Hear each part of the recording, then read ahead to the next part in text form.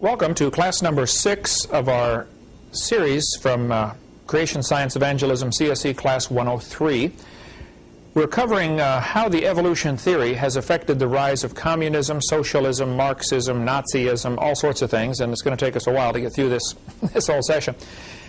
We left off last week talking about Karl Marx, who wrote the 10 planks of the Communist Manifesto. We talked about plank number 1, abolish private property. You need to understand everything Karl Marx did and thought after he got believing in evolution, well, everything seemed to be anti-God. Like if God's for it, I'm against it. That seemed to be kind of his attitude. And everything he did in his 10 planks of the Communist Manifesto was against what Scripture teaches, unconstitutional according to the American Constitution. Most of these things are. And so what we're going to cover tonight on income tax was going to be surprising to some, and others will say, yay, go get him, Brother Hovind. Some other Christians might say, oh, you shouldn't talk about that. Well, my philosophy is everybody should obey the law, including the government. Right? Real simple. I have not filed any income tax in 28 years.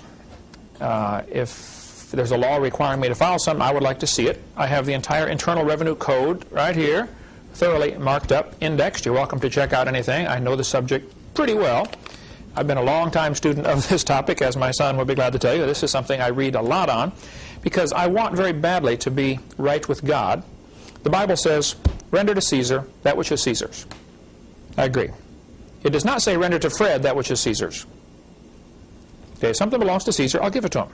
I'm not against that at all. So what we're going to cover tonight, just briefly, because I have read enormous amounts of information on this and could talk for years on it. However, I have other dragons to slay. I don't have time to fight this one too long, because to me there's other topics that are more important.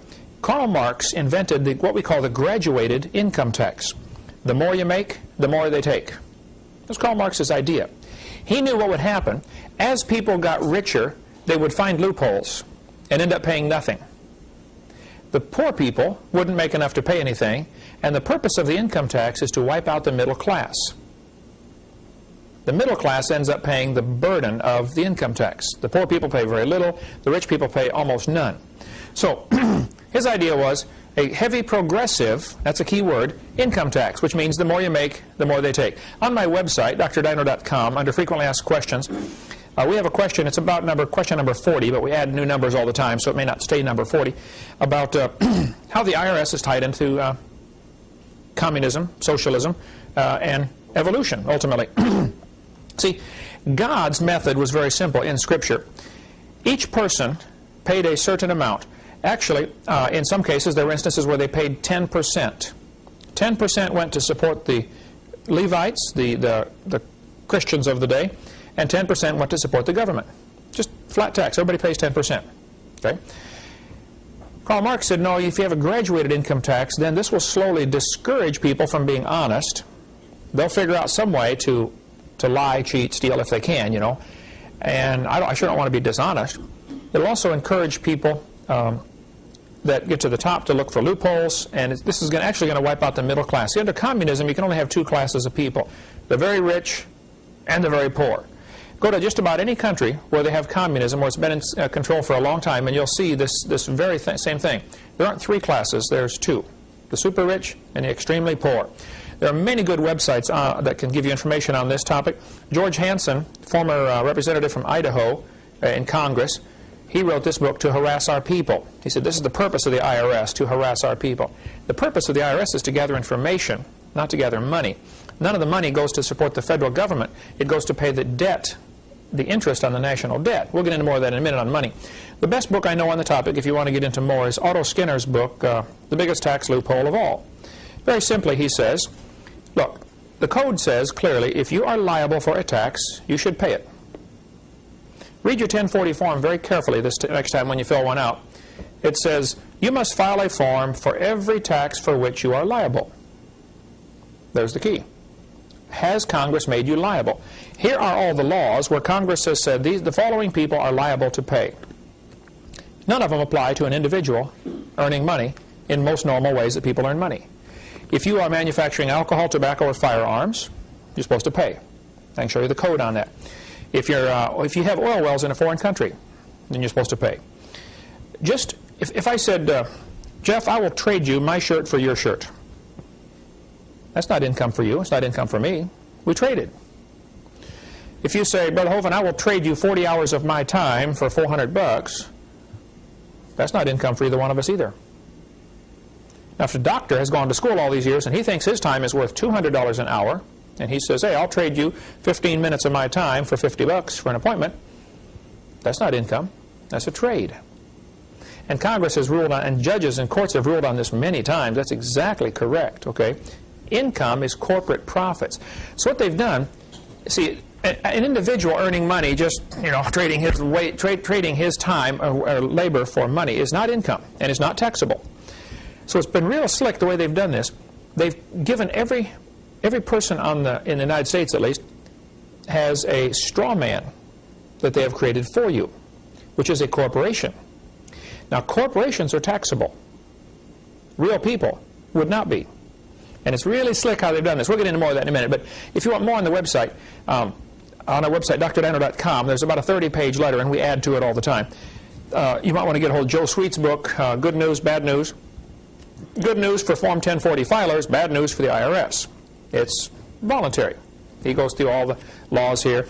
Erwin Schiff, a few things I would differ with Erwin Schiff, but he's written prolifically on the topic, how anyone can stop paying income tax, the Social Security swindle, how you can drop out, the biggest con, the federal government is fleecing you. Erwin Schiff has written lots and lots of books on the topic and is very knowledgeable. I think he's got a few things incorrect in what he's doing, but he's successful. Okay, it works. Peter Kershaw's book, In Caesar's Grip, is one of the most riveting books I've read in some time on how churches have gotten trapped by becoming 501c3 corporations. See, the church, Congress shall make no law, First Amendment, affecting the establishment of religion or prohibiting the free exercise thereof. You know, I like to ask them sometimes, what part of no law don't you understand? You know, it says no law. Now, if a statute is, if a county passes a law that says we want churches to be taxed or whatever, just because the county passes a law, the courts have been clear on this. 16 American jurisprudence, I can look up the code for you, I've got it on my desk, but it says very clearly, if a law is unconstitutional, the unconstitutionality of that law starts the moment the law is passed. You don't have to wait till it's proven to be unconstitutional. If it goes against the Constitution, it's not a law at all. And you're not under no obligation to obey it. So if a church gets incorporated, now they've put their head in a noose, because now they have to abide by all sorts of rules and regulations, because they're not really a church, they're now a corporation. The government gives corporations the right to exist. And that's what has happened in the last 100 years. Many churches have become incorporated. If a church is not incorporated, it's just a real, true New Testament church. They answer directly to God. The church does not have permission from God to give away God's authority. So since our ministry here, Creation Science Evangelism, is under the auspices of Faith Baptist Fellowship, an unincorporated church, I don't have God's permission to put God under some other sovereign. Okay? It's a sovereignty issue. If you got on board a Chinese ship out here in the harbor, you're under Chinese law. As soon as you cross over that railing of the ship and board the ship, you're under Chinese law, even if it's an American harbor. The church is sovereign because God is sovereign, and we're doing God's work, so we're under His authority. As long as we're under His authority, we're fine. If a church, though, becomes incorporated, which 99% of them have done here in Pensacola even, and all over the country, they are now no longer truly a church. You hear the preachers get up and say, the head of the church is Jesus Christ. Oh yeah? Not yours, it's not. The head of your church is the federal government. They give rights to create corporations, and if, you know, why do you ask permission from them to exist? Which is why a true church, we can go off on a lot of rabbit trails here, and I'm sure we'll get 1,000 phone calls. A true church should not get building permits. They should build better than the code. Obviously, you want to be safe. We're not trying to get out of anything or trying to save any money, but you simply cannot ask permission from a county to do something that belongs to God's church. Now, people argue about that. Now, our country was started 225 years ago by people who had the attitude of, you know, King George simply is not the authority. I mean, churches split over should we be loyal to King George or should we, do what's right. And good people split over these issues. And I've read lots on the topic, and I certainly don't want to, I want very badly to be right with God. I don't want to disobey Scripture. I don't know of any Scripture I'm disobeying. I don't know of any law I'm disobeying on this topic. But I have not filed any income tax in 28 years. I don't keep any records. I'm not required to. There's no law requiring me to. If I did keep records, and if I did give that to the government and fill out a form, 1040 form, under penalty of perjury, I hereby declare the following information is correct, that form becomes their evidence to prosecute me. Well, first place, the 14th Amendment outlawed slavery. Does the IRS pay you to keep records for them? Well, no. Now, why does that sound like slavery to me? You're doing their work for them and they're not paying you? Fifth Amendment says you don't have to offer evidence to incriminate yourself. Okay. Well, how do they know how much money you made? You told them when you filled out that form. They're going to audit 1 out of 3,000 returns, generally. Mine's not in the pile. My chances of being audited are 0 out of 1,000, or 3,000, or 10,000. They just won't do it. If they come to your door, there's all sorts of things you can do there, which is, again, a long story. I'm not the least bit afraid of the subject. I've read thoroughly on it. I'll go with anybody to the IRS and say, here, arrest me if I'm doing something wrong. Show me the law. I'm not breaking any laws. I'm trying very hard to obey God. But I also don't want to waste a lot of time on this topic. So I want to take 10 minutes, explain my position, and then leave. I'm sure we're going to get 1,000 phone calls. We've already got them. We have a 30-page letter on my website, or we'll send it to you in writing, a typed-out version if you don't have access to the Internet. And then in that letter are lists of, probably 20 people who can help you with the details, should you decide to, retain your rights as a true American citizen. We'll get into more on who's an American citizen later. What I want to cover in this class, though, is Karl Marx invented this. Reagan, in one of his speeches, mentioned that Karl Marx was the founder of our income tax system in America. Interesting confession. Keeping in mind that Karl Marx was a strong believer in evolution and wanted to do anything he could to go against this book. See, according to this book, ownership of private property is extremely important. You can't really have freedom unless you own your own property. If you're renting or if you don't own the property, you really can't have the type of freedom that God envisioned for His people, which is why He had the system of laws. Let's go on here now.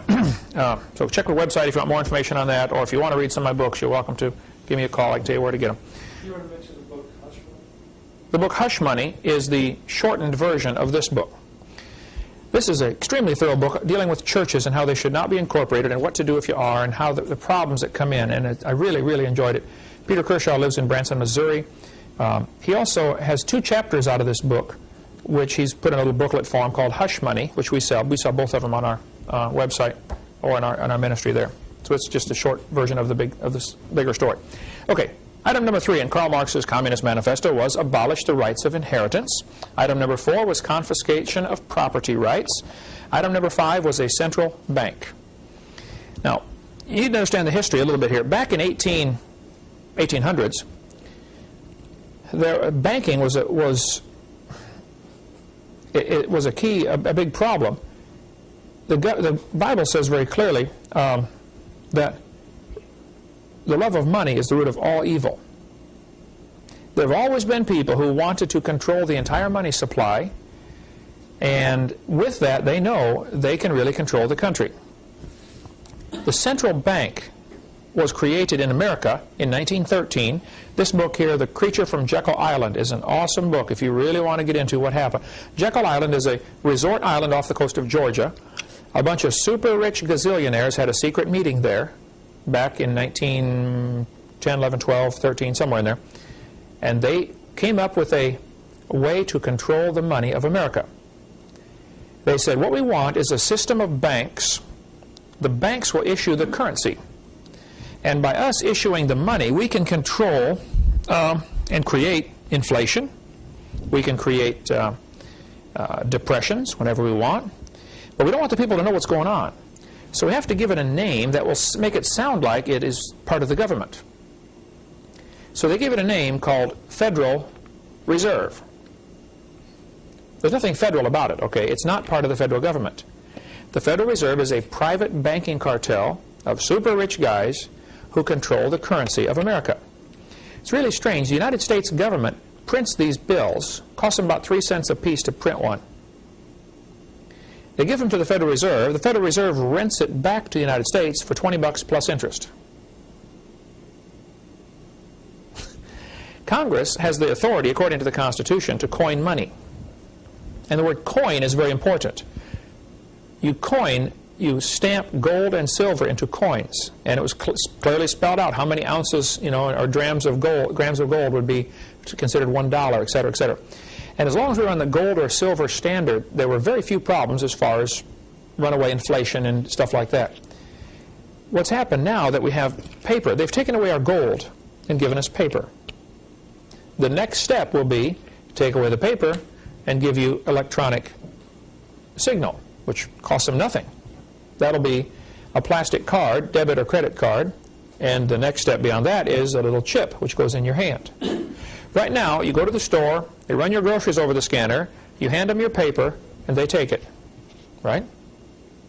The day will come very soon when they're going to say, I'm sorry, we don't take paper, we only take credit card, electronic money. And then it won't be far on the heels of that it'll be, I'm sorry, if you don't have a chip, we just can't sell you anything. We're not equipped to take. The cash register will be gone at the store. Probably the clerk will be gone. Checkout lady. Just like the commercial they've had on TV a bunch of times. The guy's walking through the store stuffing things in his coat, How many seen that? The guy's got the big trench coat on. As he's walking through, he's putting all kinds of things in his pockets. As he heads toward the door, the security guard is walking to meet him. And as he's just about to go out the door, the security guard grabs his arm and says, excuse me, sir, you forgot your receipt. Have you seen that commercial? Oh, it's incredible. That's where we're headed. A cashless society. And it's going to sound, wow, this is great. Look, I don't have to carry my wallet. You can't have checks, stolen. There are no credit cards. And it's going to sound great, but you're going to lose every bit of privacy. The Federal Reserve was created in 1913 here in America. The Bible says, love of money, root of all evil. So whoever controls the money has the power. And this goes right back to the evolution philosophy. Karl Marx knew if communism was to succeed, you have to have a central bank. The Bible says, the rich ruleth over the poor, and the borrower is servant to the lender. Now, you probably all think you have some money, but you don't. You have a debt note. This is a $20 debt note. This is not money. This is a symbol that we are in debt to the bankers, $20. This is a reminder. This is the note to remind us that it's due. And we owe them, I don't know, some people argue about how much it really is. Estimates range up to $17 trillion. Who knows how much it really is? But for centuries, the alchemists had tried to find a way to turn lead into gold. Lead is cheap. Gold is expensive. They were looking for ways in the laboratory to turn lead into gold. And the alchemy, thinking, alchemists, they slowly became, today, the chemists. And chemistry, of course, is a great science. I enjoy chemistry, but alchemists tried to figure out a way to turn lead into gold. They never did succeed. Okay? The bankers have discovered a way to do it. They start wars, and they finance both sides. We'll loan money to both sides of this battle. Okay? When the lead stops flying, the gold rolls in as interest on the national debt. Because now both countries owe money to, guess who? The bankers. So in one sense, they don't care who wins, because they're going to collect interest either way. Sometimes they try to control and make the right side win so that they'll make sure they get the interest out of both sides. During World War II, U.S. debt rose nearly 600%. Japanese debt rose 1,348% during the war. French debt rose almost 600%. Canadian debt rose 417%. Guess who we owe this money to? These bankers. There's several families of super rich gazillionaires. They have nearly all the money in the world, and they want it all. They have most of it. Now they want the rest of it. And right now, everybody's so blinded, they think, wow, I'm doing fine. I got lots of money in the bank. No, you don't have any money in the bank. You have debt notes in the bank. I'll show you how it worked. Nehemiah said that we're in trouble because we have borrowed money We put our sons and daughters into bondage to be servants. Right now, the national debt is such that our great-great-great-great-grandchildren won't be able to pay it off. And without getting into all the, we can talk for, there's whole seminars for years and years on the topic of what is real money and, you know, how to fix the national debt problem. Lincoln decided rather than borrow money from these bankers, he would print treasury notes. See, the Congress has the authority to print or coin money. To coin money they do. So Lincoln printed these greenbacks, which have no debt attached to them. Why should we print money and then rent it from these bankers? Why doesn't Congress just print money? Why do the bankers have to be involved at all? Well, the reason they're involved is because the United States that we are dealing with here, when it says United States on here, that's not the real United States. That's the United States corporation. That's the corporate United States, not the real United States. We'll get into that in a minute here. But we traded our real money, silver and gold, for paper. Soon, those who control all this are going to make us trade the paper for plastic, and then the plastic for an embedded microchip. That's apparently the way it's going to go. The Bible prophesied in the last days, of course, you would have to receive a mark to buy or sell. The Greek word for mark, Sanders, Carl Sanders, yeah, a friend of mine from Arkansas, he helped invent the little microchip, and now he's a Christian. He travels all over and speaks against, you know, what's happening. It's warning people what's going on. Dean Martin here in Pensacola has quite a seminar on the microchip and really stays up to date on what's happening. You want to go in my office and get those microchips, Eric? If you sit at my desk on the right-hand side, I think they're taped on the side of my desk on the upper part. Bring a couple microchips out here. I'll need those in a minute. Okay. I want you to look at this $5 Federal Reserve note. I have it in my wallet. This is from 1928. Hey, Jeff, would you get this and read this right here out loud to everybody. 1928 $5 Federal Reserve note. Redeemable in gold on demand at the United States Treasury, or in gold or lawful money at any Federal Reserve bank. Ah, thank you, sir. Now, you better watch this carefully. The Federal Reserve had only been going now for about 15 years. It was started in 1913. People were nervous about this Federal Reserve back then, and they should have been. These are the bad guys, all right? It says, this note is redeemable in gold on demand at any United States Treasury. So I could have gone in and said, here, I want $5 worth of gold. Give me my $5 gold piece. The argument that was used was, you know, gold is awful heavy to carry around in your pocket. Let's give you a piece of paper to carry, and we'll keep the gold in the bank for you. We'll warehouse it for you. Ah, thank you, sir. Here's one of the little microchips about the size of a grain of rice. That's the chip that you will see coming soon. Yeah, let's see if I can get a background where people can see that through that plastic bag. Here. Black backgrounds, that make it worse?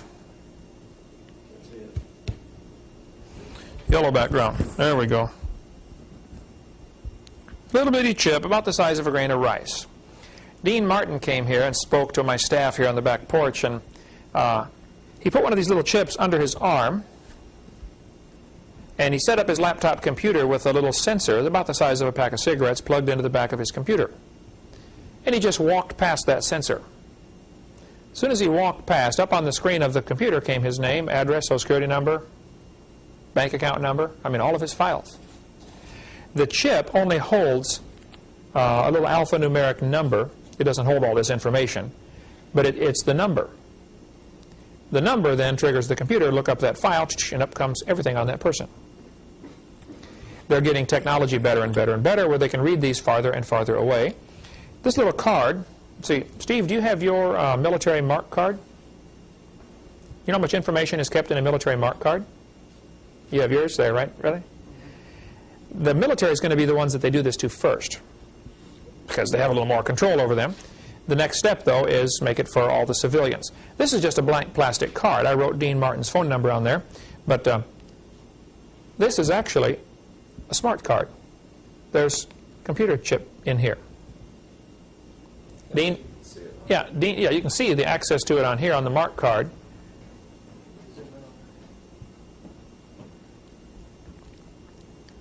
Unreal, the technology that's going on in these things. They can store enormous amounts of information in here. And you guys that are in the military, mark my words, no pun intended, the next step is you no longer have one of these cards. I don't know how long it's going to last. Probably not very long, another year or a few more years. And they'll say, if you join the military, you have to get a little chip under your skin, in your hand or your forehead, so that we can find you in case you're shot down. You know, there'll be some excuse, I'm sure, to make it worth doing, but that's what will happen. There's actually a computer card here, a computer circuit in this little card. You can call Dean Martin in Pensacola, 850-455-5011, if you want more information on the chip, because he speaks on that. But back to the money. What is money? Well, this says I can redeem this in gold. Redeem means trade it in, buy back. I can redeem it for gold at any United States Treasury or in gold or lawful money. Well, you mean this is not lawful money? I have to trade it in for lawful money? Isn't that what they're telling me? They're saying, hey, you can trade this in for lawful money anytime you want. Then in 1933, they called the gold in. March 6, 1933, Roosevelt declared to Congress that Congress of Governors that a national state of emergency existed. Who remembers what's going on in 1933 in America? Depression. The Depression was purposely caused in 1929, October 29. They purposely crashed the economy because they controlled the money through the Federal Reserve System. The Depression was deliberately engineered. Then, when people had suffered for a few years, they said, boy, have we got a deal for you. We've got the solution to your problems. Everybody come down and get a little number called a Social Security number. That's when it was introduced, during the Depression. Otherwise, people would have never got taken a number. By the way, Social Security is also voluntary. Okay? And I'll get 1,000 calls for that. Just read my website, please. It explains it all on there. He declared to the governors, he said, fellas, we have a state of emergency. The economy is falling apart. And he knew full well that it had been caused deliberately and could be stopped at any time. All they got to do is loosen up the money supply, let more money out. If they want to cause a depression, you tighten up the money supply. There's just not enough available out there. Everybody says, boy, I'd like to buy a house, but you know, I just don't have any money. Pretty soon all the hardware stores, well, nobody's buying stuff anymore. Lumber companies, well, nobody's buying our lumber, and it just trickles down very quickly and crashes the economy. So Roosevelt said, we have an emergency. I need special powers. I would like you governors to go back to your people and tell them that I need to have the authority to issue executive orders to fight war. See, during wartime, the Constitution is suspended, and the President can issue an executive order. How many have heard of executive orders before? Been quite a few of those flying out of the White House the last 10 years, haven't there? So they said, yep, we'll go back and recommend to the people that you be given emergency powers only as long as the emergency exists. So they declared a state of emergency in the mid-1930s, gave the President the power to issue executive orders in order to fight the enemy, which was the economy, which was a paper tiger. They had created it themselves, okay, created this enemy. Roosevelt said, now this is only to last during the state of emergency. Well, guess what? That was mid-1930s. It has never been lifted. We are still under state of emergency right now. What, 70 years later? So in 1933, March 9th, Congress voted to give the President of the United States and to the Secretary of the Treasury the emergency powers sanction to wage war through executive orders. The 1917 Trading with the Enemy Act was amended to include citizens.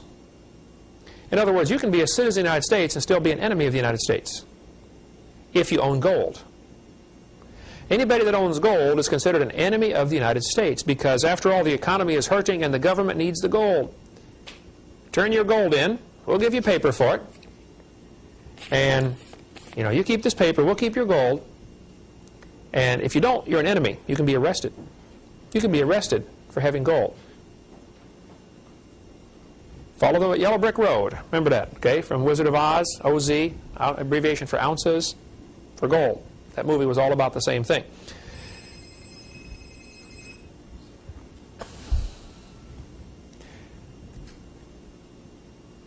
So they declared the people enemies of the state if they owned gold. Now, here we have a Federal Reserve note from 1934. Let's see, Jeff, would you like to read what that says to us here? 1934 Federal Reserve note. Read that good and loud so we can get on the microphone here. This note is legal tender for all debts, public and private, and is redeemable in lawful money at the United States Treasury or at any Federal Reserve Bank. There we go. Thank you, sir. Notice it no longer says I can trade it in for gold. Did you catch that? 1928, you could trade it in for gold or lawful money. Now they just say you can trade it in for lawful money. Well, I'm still a little confused here. What is lawful money? If this isn't it, what can I trade it in for? One guy sent in one of these $5 Federal Reserve notes. He sent it into the Treasury and said, would you please redeem this for lawful money? They sent him back a Treasury note. Now, the Treasury notes have red ink on the seal. You don't see many of those anymore, okay, but they used to be out. I remember as a kid, I don't have one. I may have one in my coin collection, but Treasury note. And the Treasury note said the same thing. You can redeem this for lawful money. So he sent it back. Said, please redeem this for lawful money. They sent him a letter back. It says, please be advised, Congress has not decided what lawful money is. Well, that's just simply not true, okay? Lawful money is gold and silver. So I could trade this in for lawful money, they said. Now, in 1957, they were still issuing these. Notice the blue ink on the seal. The seal has blue ink. Now the seal has black ink, right? You can get them with red ink, blue ink, black ink. I'm not sure how many different kinds they create. This one is called a silver certificate. You can redeem this for $1 worth of silver. After all, you know, silver dollars are pretty heavy. They wear holes in your pocket. You don't want to carry all those silver coins. Let's give you a piece of paper. We'll hold your silver for you. Love of money, root of all evil, the Bible says. Keep that thought in mind. So, now the money doesn't say redeemable for anything. It simply says, this note is legal tender for all debts, public and private. Well, what on earth is legal tender? It always reminds me of tinder, something you start a fire with, you know? Legal tender. What on earth is legal tender? What's happened to our money? Well, we don't have any more. Many people are duped into thinking that they're obligated to go along with what's happening without protest. It is such a complicated web that they have woven to trap us in. By taking away the gold and silver, we no longer have the ability to buy anything with real money. Suppose you had a truckload of Confederate money from the Civil War. What could you do with it? Wallpaper your wall. That's about it, right? Someday, very soon, this will be wallpaper. You can't eat it. You can't wear it. You can't build a house out of it. Well, take a bunch of them, you could, I suppose. Absolutely useless piece of paper with some ink on it. Somebody once said the government of the United States is the only place I know where you can take a perfectly good commodity like paper, put some ink on it, and make it totally useless. Totally worthless. What good is that going to be? Well, again, we can go off on long rabbit trails there, but let me just give you the skinny version of what's going on. We, the people, created the government. Kent E. Hovind, John Doe, etc. These are real people. We create government. Now, government is an artificial, non-living, fictitious, called a person. Okay, but I'll use the word person in quotes here. Government is an artificial, non-living, fictitious person. And person in quotes here. We created government. People say, what is government anyway? Well, it's a consensus of what we the people want. The government owns, controls, regulates, taxes, assigns numbers to, fines, etc. Whatever it creates.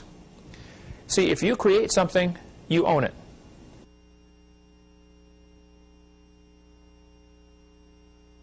Let's continue now with some more of our politically incorrect information from this class. Actually, it's politically correct. Everybody else, it's incorrect. Here's the basic principle. Whatever you create, you own it. You control it. It's the principle of ownership, okay? Since God created people, He owns us. We belong to Him. Our job is to find out what the boss wants and do it, okay? The people created government. So they're supposed to be public servants. How many have ever heard that expression before? Public servants, right? And they swear to uphold the Constitution and all that kind of stuff. Well, the government doesn't like the idea of being servant. They would like to be master. So they've got a really slick way that this is happening. And most of the folks even involved in government don't even know what's happened. A few do, okay? And enough do to know what's going on. But they decided to create artificial people. Turn to page 26 in this little booklet, which is Citizens Rule Book. These are $1 apiece from our ministry. This is the whole Constitution to the United States and the Declaration of Independence, and a very fascinating section on jury nullification. If you're ever called in to be on a jury, and let's suppose your city passes a law that it's against the law to spit on the sidewalk, okay? And you think that's a stupid law. You got a right to spit on the sidewalk if you want. And so some guy's hauled in, and it's obvious he's guilty. They got photographs of him, videotape. He spat on the sidewalk, okay? But you as a juror think the law is wrong. After the court case, you sit there, you listen to everybody, give all their arguments. It's obvious, yep, the guy spit on the sidewalk. No question, he broke the law. However, the law is no good. All you do as a juror is vote not guilty. Now, it's obvious he's guilty of breaking the law, but the law is not constitutional or not good. So you simply vote not guilty. Your not guilty vote can nullify a bad law. Very few jurors know this, but this is fascinating reading, the section on jury nullification. You might want to read that in case you ever get on a jury. Page 26. Let's see, Jan, English teacher for how long? How long have you been teaching English, Jan? 86. A while, right? Okay. Would you look at the title on page 26? This is the Declaration of Independence, okay? The unanimous declaration of the 13 United States of America. Now, as an English teacher, what do you see with that? 13. Well, there's more now, but notice the word united is not capitalized. You see that? States is capitalized. See, states are sovereign. The fact that they united is just an adjective describing what they did. Okay? Or, yeah. The united is not capitalized. This is a critical issue here now. The real United States is with a small u, capital S. Here's how we got tricked in the last 70 years, okay? God created people. People created governments based on God's laws. America was founded on the laws that came from God, okay? These states then, the 13 states, got together and created a government called the United States of America. And they gave that government authority over a small section called Washington, D.C., the District of Columbia, 10 miles by 10 miles in Maryland, Virginia. The Virginia side, during the Civil War, went with the South. So we lost half of the ground that the capital was supposed to be on. And I think it was Robert E. Lee's home was right there. And so during the war, they took thousands and thousands of Yankee soldiers that were killed and buried them in Robert E. Lee's front yard. Turned it into a graveyard. The cemetery is still there today. What's the name of it? Arlington Cemetery. Robert E. Lee's front yard. Just so he wouldn't want to live there anymore. You know, thousands of Yankee soldiers in his front yard. Long story behind that too. Anyway, the United States of America is supposed to be the servant to the states. They have no jurisdiction in the states without the state's permission. Now, the average county sheriff doesn't understand this. Some do, okay? But the federal government is not allowed to do anything without the county sheriff's permission. The sheriff of the county is boss, okay? And in Wyoming, there's numerous counties where they have told the federal government, do not come into our county. This happens all over the United States. There are sheriffs who say, you federal government, IRS agents, don't come in our county. You come to us first. You don't seize anybody's property. You don't take away anybody's car. You don't do nothing without our permission. That's why they always get the county sheriff involved, okay? The county sheriff could say, no, I don't want any federal agents at all in my jurisdiction. Stay out. He could keep the FBI out. The county sheriff could. It's funny because you see all these movies where... Yeah, I'm FBI, I'm taking over here. Yeah, oh boy, I know. We've all been conditioned up here. Okay. Now I have a red line on my drawing on purpose here because this is a mirror. We're going to go through a mirror now because the United States went bankrupt in the early 30s. The bankers who control the money love of money, root of all evil, said, look, fellas, you're bankrupt. We're calling in the note. We are taking over, and we don't want the people to panic. Everybody's worried now because of the depression, you know, times are pretty hard, so they're kind of busy thinking of other things, so they probably won't notice what's going on anyway. We're going to create a new corporation, and we're going to name it United States. But now it's all capital letters. And everybody thinks they're still in the same place. No. You now live in a corporate United States, which is run, owned, controlled, regulated by these super rich people, which is exactly what they've wanted all along. The United States then created 50 state corporations. Big difference here. There are two Floridas, State of Florida and Florida State. One is the real estate of Florida. The other, which happens to have the same boundaries, is the corporate Florida State. Same geographic boundaries, okay? People have argued that in many, many states, the boundaries of the corporate state was never defined. And so there's a whole argument there. You can chase that rabbit a long ways down the trail if you'd like. But FL, capital F, capital L, is the abbreviation for the corporate Florida. FLA is the abbreviation for the real Florida. It can be whichever one you'd like, okay? These rich folks also, as part of the master plan, created a person for each of the people. See, God created people, so He owns them. The government created persons, so they own them. The person they create is called a straw man. Has no brain. It's just a piece of paper that says this represents Kent Hovind. But the name is in all capital letters. Now that person was created via the birth certificate.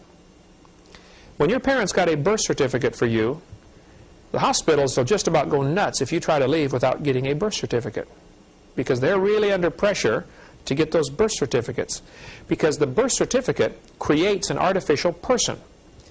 When that artificial person is created, the birth certificate then becomes worth some money. It can be bartered and sold and traded like commodities or cows or sheep or corn on the international market. And the president can say, man, we've got, X number million new people in the United States that were born this year. We can borrow more money now against their birth certificates. They are the collateral. We are, the straw man becomes the collateral for the national debt. So the bankers say, yes, we will loan you more money, but we want these birth certificates because we want to own and control these persons, and we will then collect taxes off of them. The average person is probably going to pay a certain amount of money per lifetime, and so they do an average. What's this birth certificate worth? This person is probably worth, so many $100,000 to us. And so they will loan money based on how many birth certificates they can get. Birth certificate is unnecessary to obtain, and you should not get one for your children when they're born. You can register the birth. You can notify them this child was born, but you don't need to get a birth certificate. Okay, so let's follow the yellow brick road here. God creates people. People create state government. State governments created the United States of America. Small u, capital S. Big difference here. The United States was created, which is the corporate United States. And very few people realize there's a vast difference between the two, okay? They created states. The states created persons. Up above the line, which represents a mirror, how many remember Through the Looking Glass? Or Dorothy, not Dorothy, who was the one, Alice in Wonderland. Went through the looking glass. There's all symbolic stuff here, okay? Above the line is Kansas. This is the real world. Below the line is Oz. Remember when Dorothy got out of the house, she said, we're not in Kansas anymore. Well, and after about 1935 or 36 in America, we're not in Kansas anymore, folks. Now we're in Oz. Now, in Oz, Dorothy met several interesting people. First place, she had, in the book, she had silver slippers. In the movie, she had ruby slippers, okay? She followed the yellow brick road, representing gold. Just the name of the city, Oz, is gold. Ounces, O-Z, okay? They spelled it out for us, gold. In this, there were some people she dealt with. There was a straw man. No brain. That represents the artificial person created by you, by the government for you, with your name on it, but the name's in all capital letters. Very important. Another fellow in there is called the Tin Man.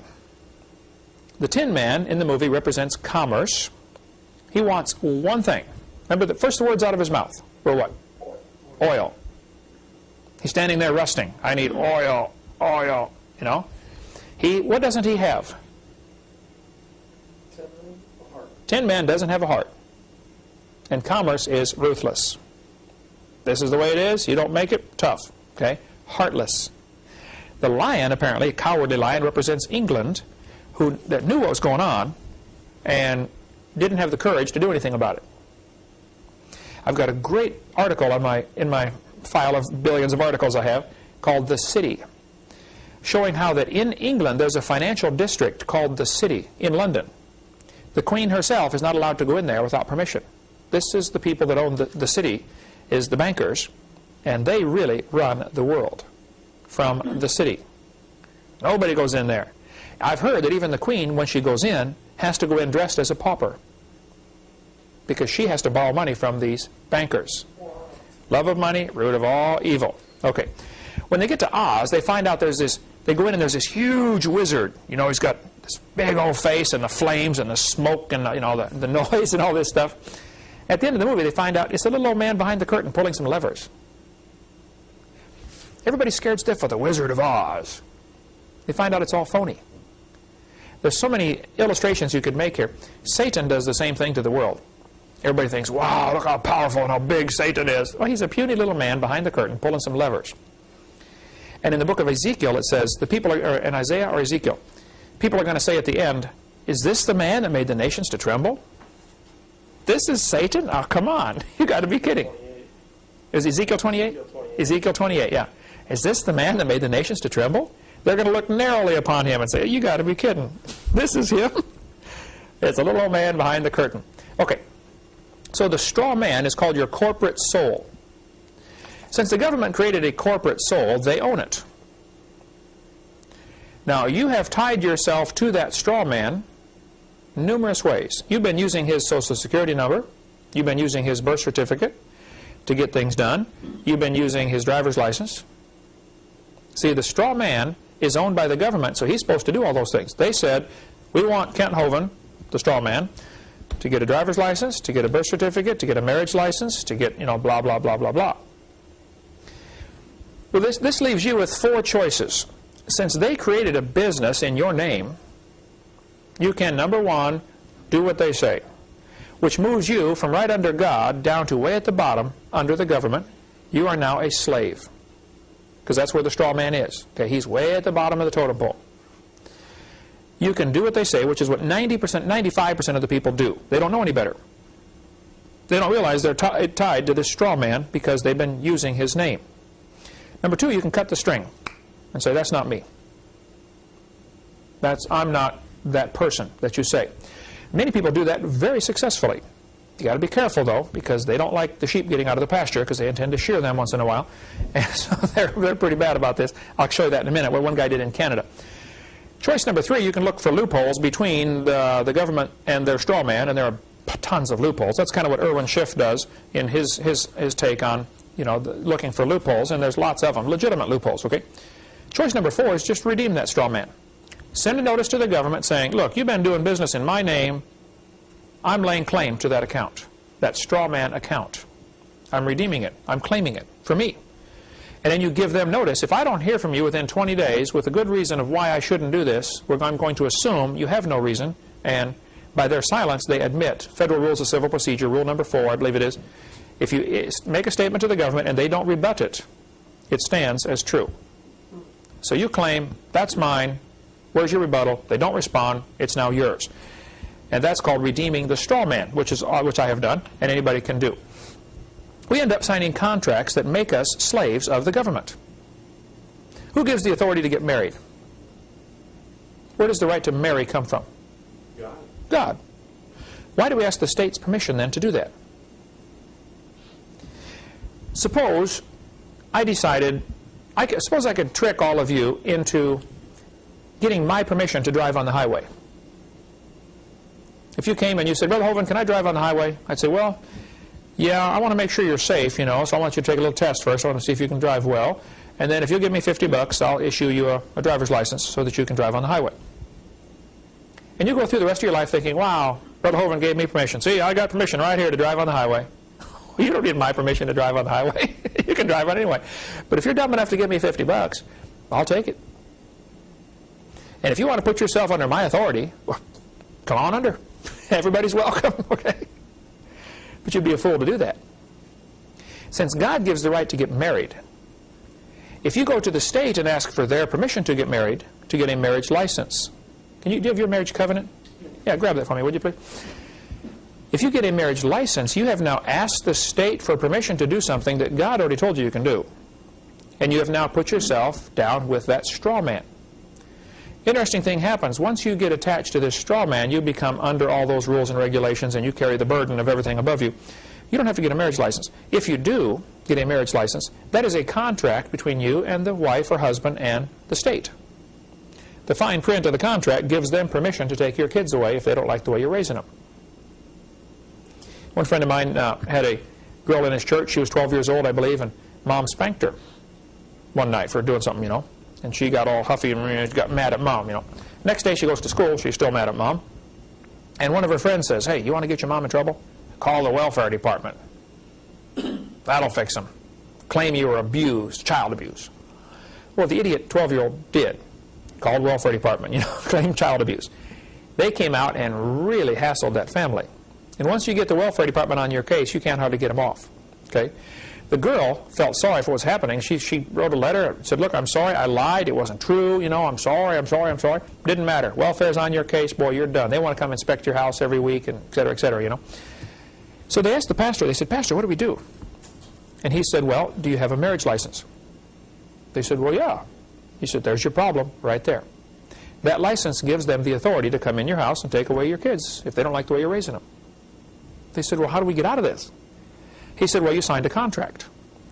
Now, you probably didn't know that the contract was by fraud, and so you can redeem this, you can get out of this mess by simply filling out a little paper, just write out a little sentence that says, I hereby revoke, renege, rescind, annul, disallow, all these legal terms, my signature on my marriage license.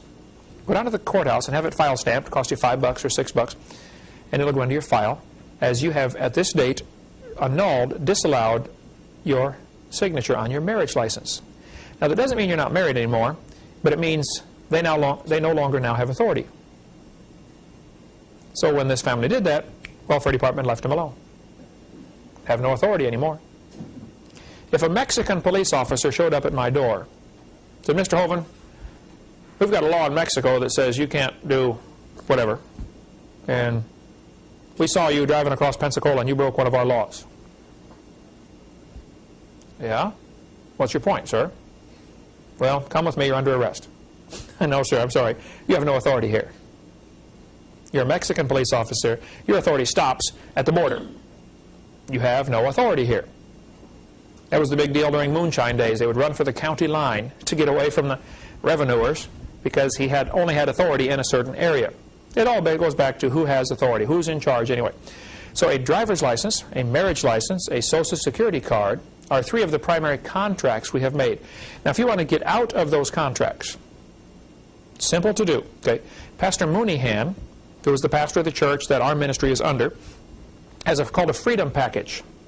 Yeah, that's his phone number right there. It's like $50 for the freedom package. If you want to get it, it's 352-498-0384. And he can give you this freedom package of what forms to fill out and get you out of all these contracts you've gotten yourself into that you did not realize you got yourself into. So that might be something you would want to consider. And he can help you with all the details. I don't have time to mess with it. All right? I'm not afraid of the subject. I just don't have time to mess with it. Okay. Bruce, a friend of mine up in Canada, this is a letter he wrote. It's on my website.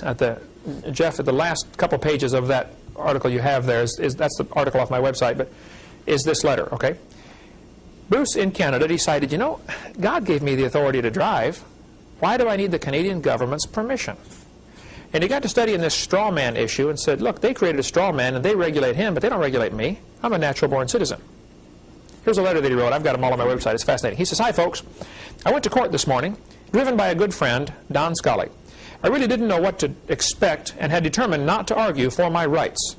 But if need be, to simply state from Scripture why I could not any longer accept and acknowledge a fictitious driver's license in the name of a fictitious legal person." The straw man. Number 2, be surety for the debts of others, contrary to Proverbs, by having auto insurance policy. Because you are now surety for somebody else's debts. That's the way he felt about it. Number 3, anyway, bottom line is he gave up his driver's license, his license plates, and his insurance. Sent them to the government. Said, "I'm sorry, I got these by fraud. I didn't realize this is for an artificial person. It's not for me." Sure enough, he got stopped. Given tickets, no driver's license, no license plates, etc. Here's the letter. Let's go on here. To be honest with you, I went to court with very little faith and anticipated that the judge would not listen to what I had to say and would probably levy the fines. The minimum fine for the insurance charge was $5,000. So I expected I'd probably have to go to jail, as I simply don't have money like that. When my name was called, I stood outside the gate, refused to enter into the jurisdiction of the court, and stated to the judge that I was the natural person, Williford Bruce Woodford. Let me back up here and show you this. He stayed outside the gate. Go to any courtroom and you'll see they've got the judge and the jury and the 2 tables for the lawyers and a little gate, a little rail. Why do they have that little railing in there? That represents the edge of a ship. When you cross over that railing, you have entered the judge's martial military law, maritime law. So if you don't go inside that gate, they have no jurisdiction over you. So he stayed outside the gate. Very wise. He stood up. He said, "Judge, I'm a natural person, Bruce Woodford, or Wilford Bruce Woodford." And that it was my understanding that all the 3 defendants in the case before him, failure to surrender a driver's license, driving without a valid permit, and driving without insurance, were legal persons with which I have nothing to do. At that point, the judge motioned with his finger for me to step forward so I can hear you better. Yeah, right. He wants to get him inside that gate.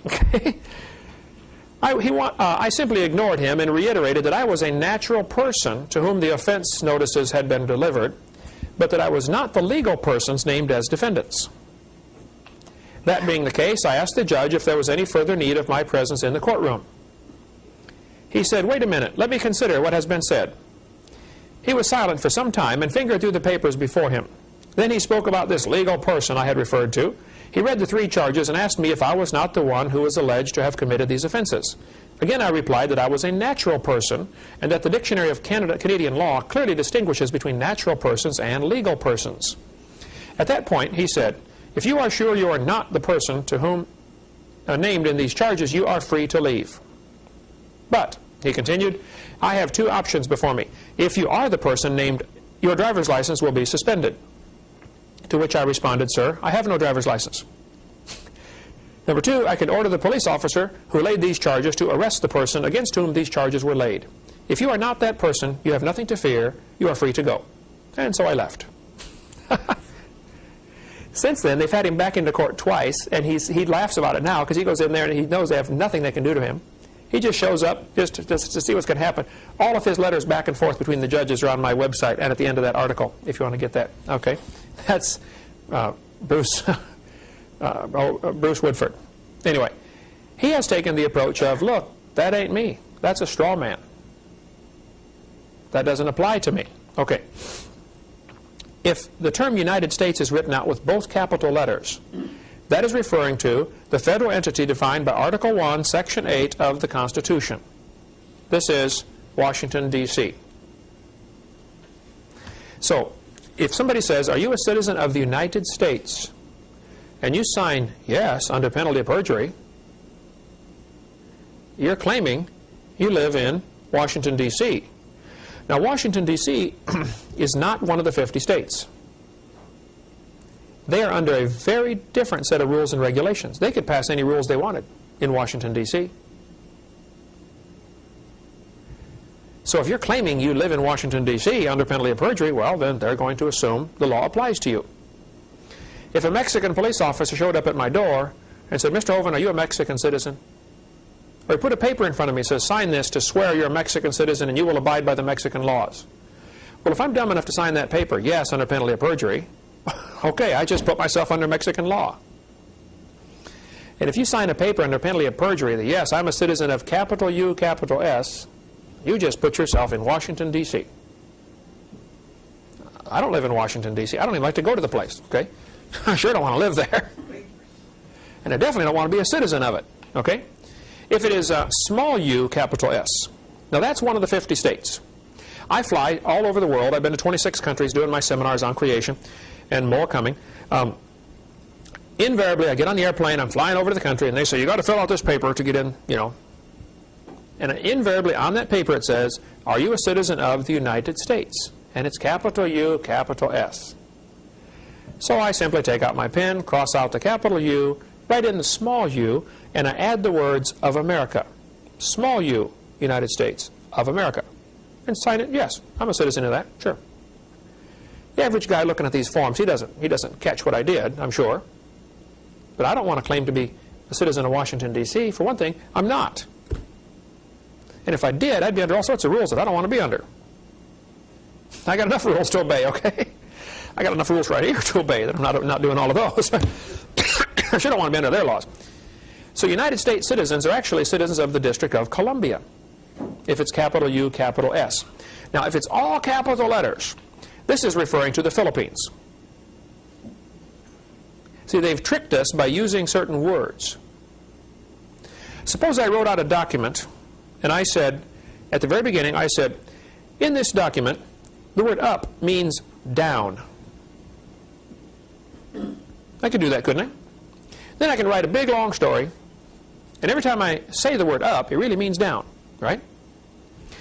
At the beginning of the IRS code, it says, United States means District of Columbia. And then all the rest of this stuff is for them. It's not for me.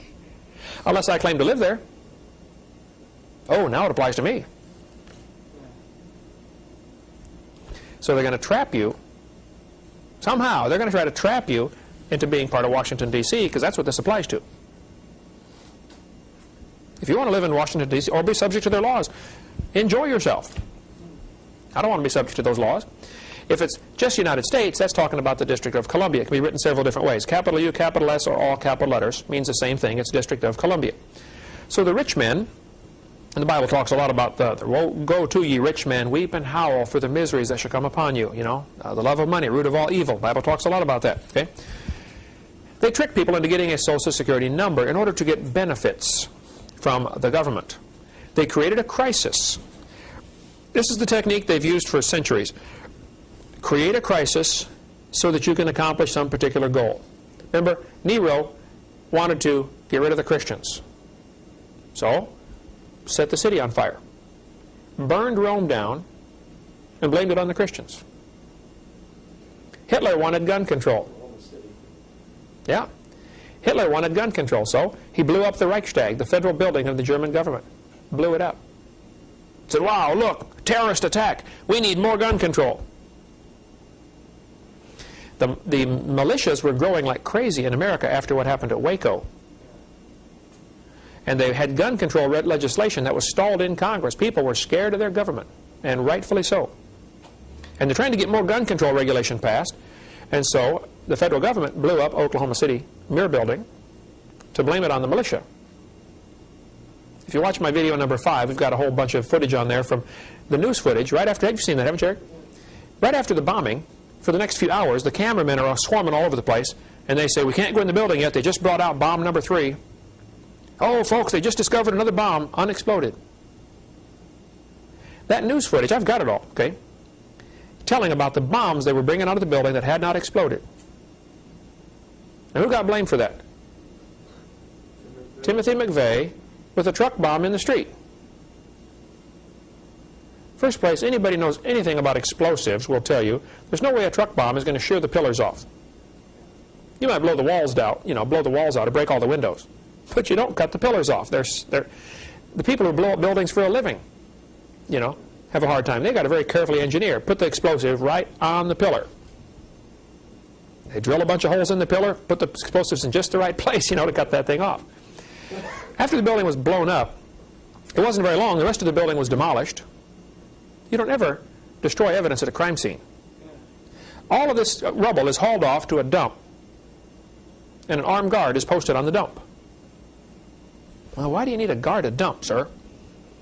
They're afraid somebody might dig up that garbage and find out the pillars were sheared off by C4 plastic explosives, and that the federal government actually blew up that building for numerous reasons. It sure did get the gun control through Congress. I mean, it passed right away. All you need is a crisis to make an excuse to do some illegal activity. So the Depression was created intentionally, create the crisis, so that people will accept what you're trying to give them, a number. That's what happened. Here's a Social Security card that my wife got when she was a child. I've changed the numbers on here, okay? Notice what it says at the bottom. For Social Security and tax purposes, not for identification. Interesting. Did you know you were not allowed to use your Social Security card for identification purposes? Well, what do they always ask for now for identification purposes? Social Security number. It said not for identification. Here's the new card. Oh no, it doesn't say that anymore. The new card does not say that. But on the back of this new card, there's a number. Again, I changed the numbers on here, okay? The C123456666. This is the bank account number in Washington, D.C., where the straw man's money is kept. That's the account number. If you have a card that's been issued since 1992, it'll look like this, dark blue. Look on the back. There's your bank account number that they deal through. There's a regular account with your straw man name on it. And they're doing business in your name through this straw man account. And there's the number. What some people have done, with varying degrees of success, and I don't understand all about this, but Ernie Land does, and John D'Arcy does, and their names are listed in that article right there. They sent in a notice and said, look, that straw man belongs to me. I claim it.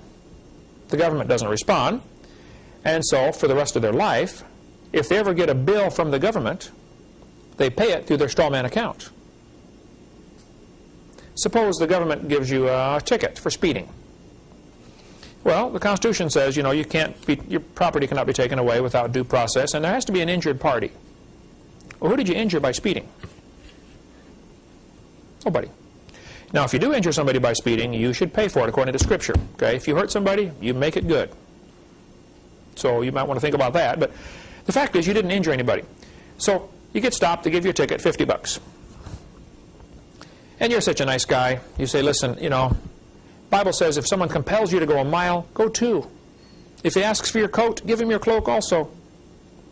You asked for $50, you take the ticket, you write right across the face. We've got a stamp that we use for this, or no, an overlay we put, and we copy it through the copy machine.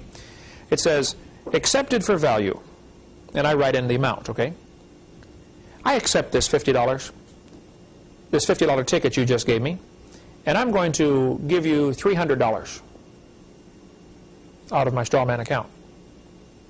So I send a letter along with this copy of this ticket and accepted for value. I send all this to Robert Rubin, Secretary of the Treasury, Washington, D.C., and says, I want you to pay the county $300 out of my straw man account. Well, Robert Rubin now has a problem because their books won't balance. The ticket's only for $50. I'm wanting to give him $300. What about this extra $250? How does he balance the books? Well, he takes it out of the local sheriff's operating fund to balance the books. You owe us $250 now. So it cost them $250 to give me that ticket. IRS sends you a bill, $1,000. You owe us $1,000. Oh, listen, I don't want to fight anybody. Look, you want my cloak? Here, I'll give you my coat. I'll give you everything. I'll give you $5,000 out of this straw man account, which has, it starts off with $1.6 million when you're born. That's what they put in it, okay, to do business out of this account. And I don't know a lot more about it than that, okay? So you'd want to get with John D'Arcy or with Ernie Land on my website to get more information on that. But that's the account number, and it works. Tennessee, governor of Tennessee, I believe, or someone, sent letters to a bunch of the police officers and said, would you please stop giving tickets to these patriots because we can't afford this. It's costing us a fortune to give out these tickets. What about the account number for the older cars? I don't know. I don't know where that is or was. You can get a new card, though. Yeah, walk in and get a new card. Anybody can. They'll give it to you. Okay? New ones don't say that. Okay? The account number for your debt account is on the back. People say you have to have a Social Security number. No, you don't. I do everything without a Social Security number. Go to the post office, pick up this form to get drafted. Selective service, you know. Look what it says in yellow. Block 3. If you have a Social Security number Social Security account number, it is mandatory that you include this information. If you don't have one, leave this block blank. Well, what does that tell me? I don't have to have one?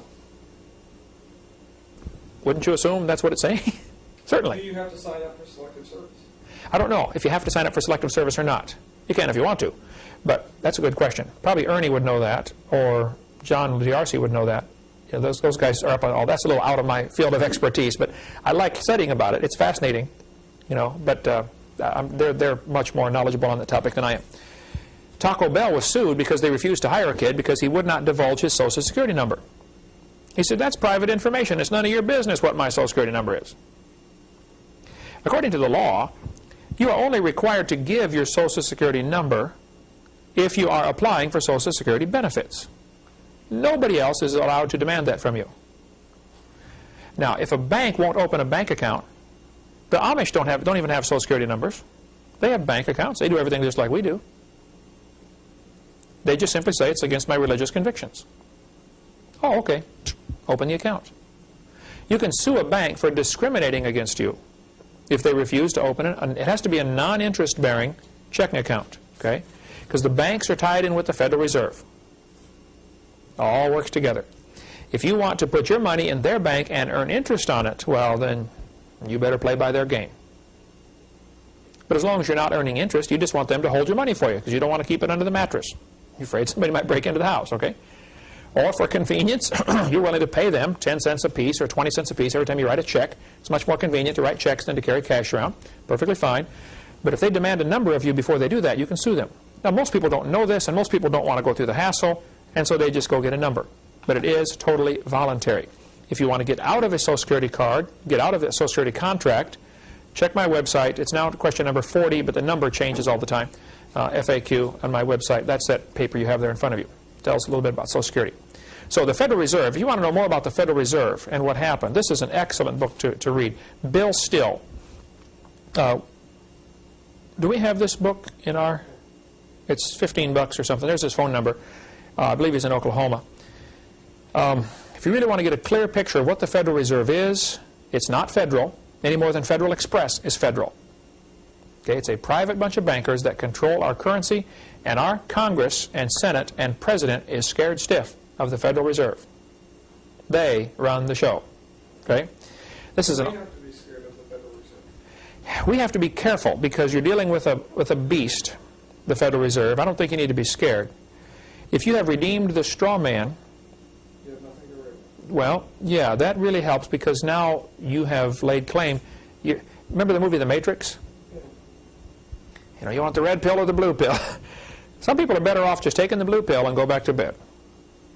If you want the red pill and you really want to understand what's going on, you probably, I'll show you The Matrix. You might want to study some of these books to comprehend what's going on, because we have been trapped, okay? Just absolutely duped. You can't even pay bills anymore. You can't discharge a debt because you're giving them Federal Reserve notes. You're not paying cash for it. You're paying a note. So no debts have been paid unless you bought it with silver or gold since 1935 or 6, whenever they did that. Khrushchev used to brag that he got all of his secrets from Rockefeller. Rockefeller started the CIA, which is from Russia you got the KGB, same thing. Right? CIA is the American KGB. Rockefeller started that. They took our gold, gave us paper. Next they're going to take away the paper, give us plastic, and then they'll take away the plastic and give us a mark in the hand.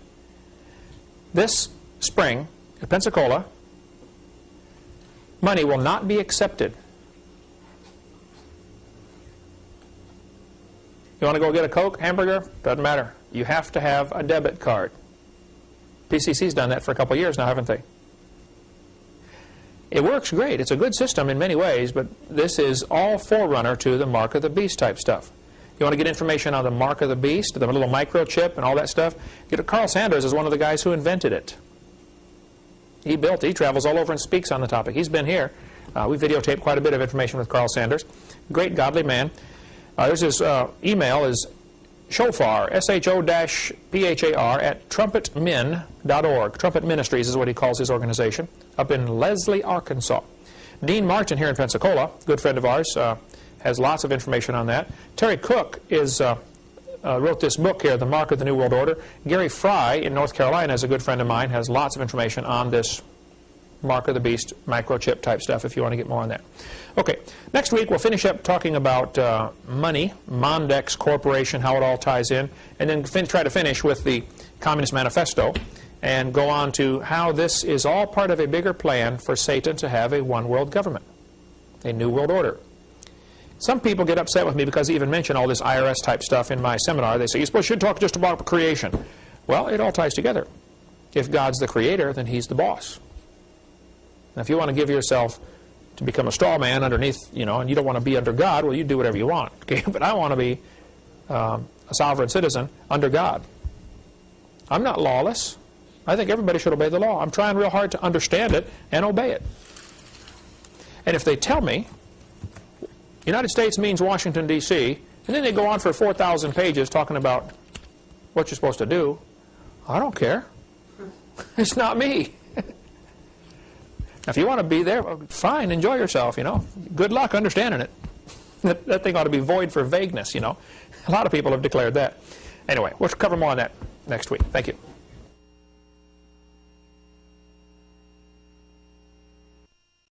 If you say, Brother Hovind, I will trade you 40 hours of my time for $400, that's not income for either one of us either.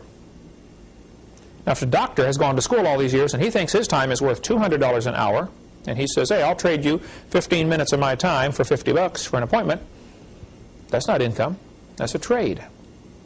And Congress has ruled on, and judges and courts have ruled on this many times. That's exactly correct, okay? Income is corporate profits.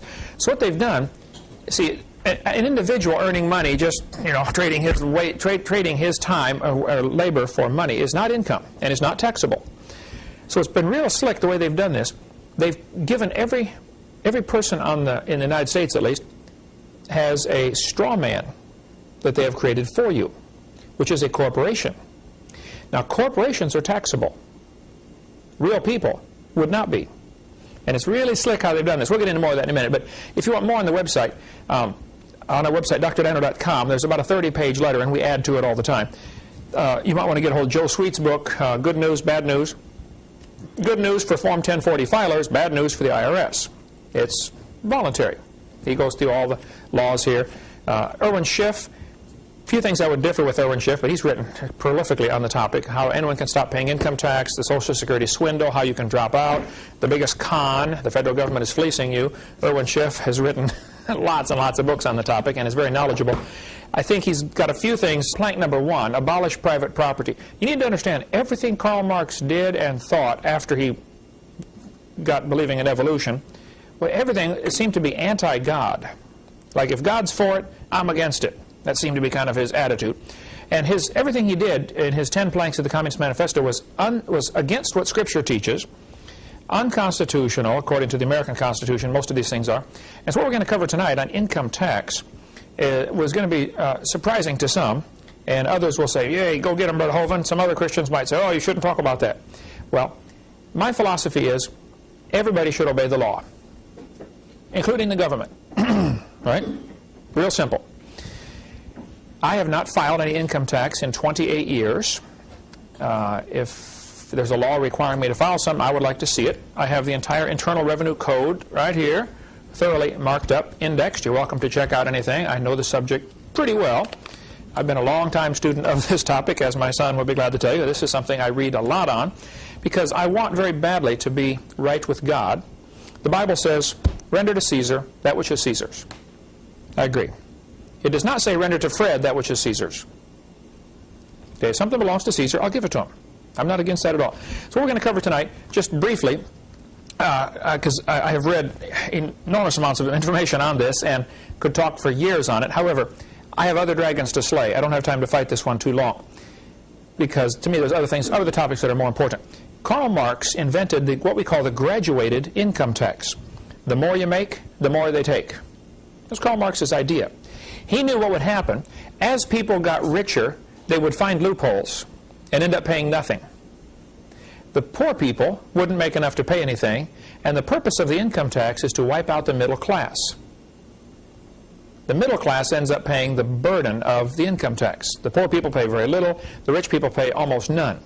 So his idea was a heavy progressive, that's a key word, income tax, which means the more you make, the more they take. On my website, drdino.com, under frequently asked questions, we have a question. It's about question number 40, but we add new numbers all the time, so it may not stay number 40, about how the IRS is tied into communism, socialism, and evolution, ultimately. See, God's method was very simple in Scripture. Each person paid a certain amount. Actually, in some cases, there were instances where they paid 10%. 10% went to support the Levites, the Christians of the day, and 10% went to support the government. Just flat tax. Everybody pays 10%. Okay? Karl Marx said, no, if you have a graduated income tax, then this will slowly discourage people from being honest. They'll figure out some way to lie, cheat, steal if they can, you know. And I sure don't want to be dishonest. It'll also encourage people that get to the top to look for loopholes, and this is actually going to wipe out the middle class.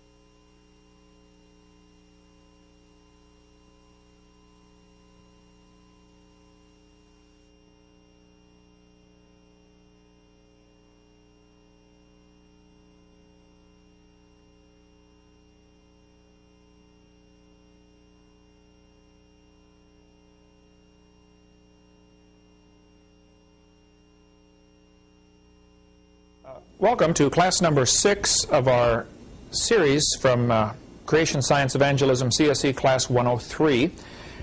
We're covering how the evolution theory has affected the rise of communism, socialism, Marxism, Nazism, all sorts of things, and it's going to take us a while to get through this whole session. We left off last week talking about Karl Marx, who wrote the 10 planks of the Communist Manifesto. We talked about communism. You can only have two classes of people, the very rich and the very poor. Go to just about any country where they have communism, where it's been in control for a long time, and you'll see this very same thing. There aren't three classes, there's two, the super rich and the extremely poor. There are many good websites that can give you information on this topic. George Hansen, former representative from Idaho in Congress, he wrote this book, To Harass Our People. He said this is the purpose of the IRS, to harass our people. The purpose of the IRS is to gather information, not to gather money. None of the money goes to support the federal government. It goes to pay the debt, the interest on the national debt. We'll get into more of that in a minute on money. The best book I know on the topic, if you want to get into more, is Otto Skinner's book, The Biggest Tax Loophole of All. Very simply, he says, look, the code says clearly, if you are liable for a tax, you should pay it. Read your 1040 form very carefully this next time when you fill one out.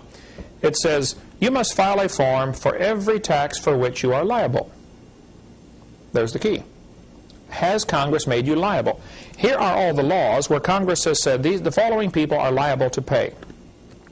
None of them apply to an individual earning money in most normal ways that people earn money. If you are manufacturing alcohol, tobacco, or firearms, you're supposed to pay. I can show you the code on that. If you have oil wells in a foreign country, then you're supposed to pay.